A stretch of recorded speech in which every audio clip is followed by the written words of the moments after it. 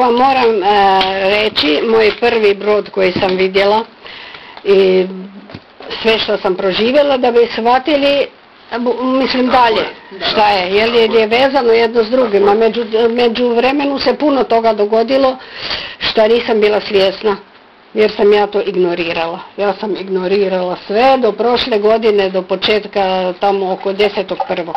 Ja sam to totalno ignorirala, mislim, jedni sam osobi pokušala reći da su bili kod mene u sobi i šta ja znam, te ženske, 3 ženske su bile.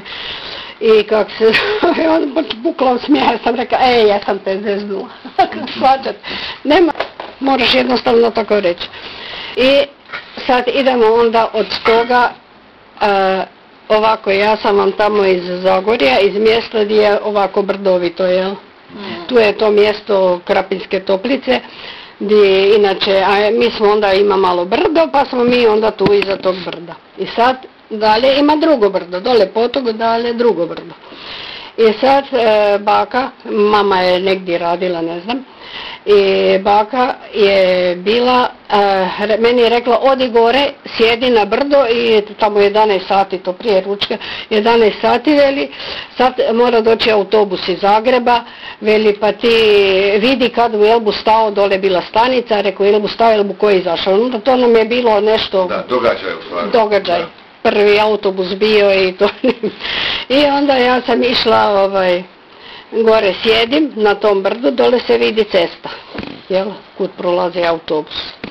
I sad ja ovako sjedim i pjevušim, tako lijepo pjevušim, a na jedan put dođe tako iznad te ceste crveni metalik, kako da vam objasnim kako je izgledao. Ne. Izgledao je kao mali privatni aviončić bez krila. Eto tako, ali šta je bilo? Prvo je bio crveni, unutra je ležao svemirac, ali sve je bilo prozirno. Sve je bilo prozirno. Rekla sam već, nakon par godina kad je izašao vikend, onda su ljudi o tome pričali, puno ljudi ga u Sloveniji vidjelo, jer mi smo blizu tamo Slovenije, i puno ljudi ga je vidjelo i neko ga je nacrtao, ama taman, točno samo crno-bijeli bio on.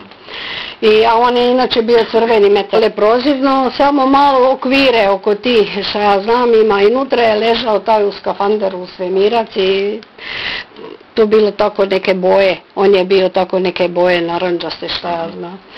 I to je bilo to.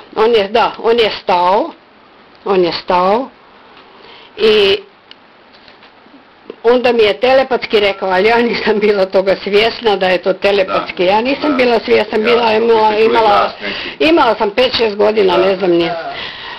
Ne, znate šta, to nije glas.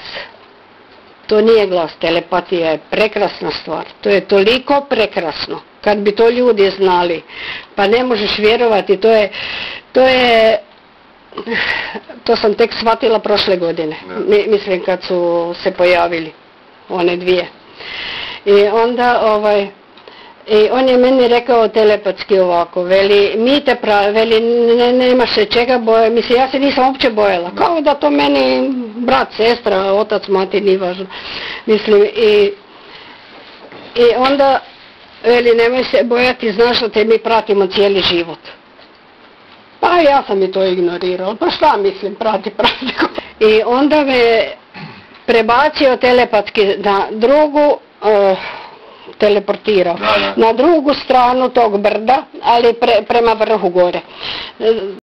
I prebacio me na drugu stranu i tamo sam vidjela, gdje je onaj brod? Daj gore ga donesi.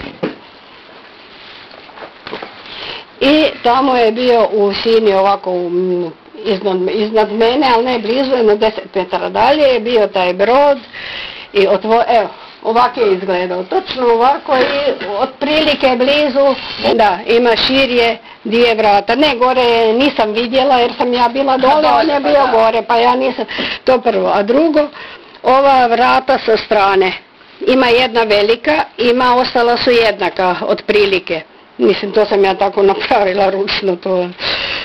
Ima jedna široka. I sad su se ta vrata otvorila i taj brodić, mali, mislim, taj čovjek šta je bio svemirac je ušao unutra. Da. I onda ja sam to za mene bilo nešto, mislim, ta vrata su mi bila zanimljiva kako su se okretala, ovak su se, mislim jel? Klizno, ne? Klizno, da. Ne ovako van, mislim kako se naša vrata otvara. Tako su se unutra, s jedne strane sam vidjela jednu kuglu crvenu, s druge strane je bila kugla plava. I nisam ja na to obraćala pažnju, meni je to bilo, mislim, interesantno, nikad nisam bila takva vrata kao dijete. I to sad najvažnije šta je bilo. Siđem ja dole kod bake, vrati me natrag na prvo mjesto i od bake. Ja nisam pitala je li ručak gotov ili nešto, jer ona mi rekla da idem gore dok ne bu ručak, da me se riješi, da ne budem dosadna. Najvjerojatnije, mislim, pretpostavljam tako. I baka mi kaže, veli vidiš, to što si sad vidjela, nikad nikome u životu nemoj reći, nego kad budeš u 70. godini. Kako je to nedopustivo? Ne znam, ali valjda je došlo sad vrijeme da se o tome priča. Da. I onda, mislim, ja sam gotovo šutila, nikom ništa, ni preplašila me, rekla je, veli, to ti budu rekli da si luda, imali smo tamo jedno koji bio lud, pa su rekli, reći će ti da si kao on, jel, koji je stvarno bio malo onako. Pa reći će ti da si kao on, nikome ne bi ja rekla da me ubiješ, kad meni neko nešto zada zadatak, to je to, nema ja da to dalje pričam. I to je bilo to, zašto smo došli do bake, eto, i 70. godine. Znači, između ćemo sad preskočiti stvari, počet ćemo od prošle godine, ja imam tu 100 papirića zapisani, ja mislim da je bio 10.1.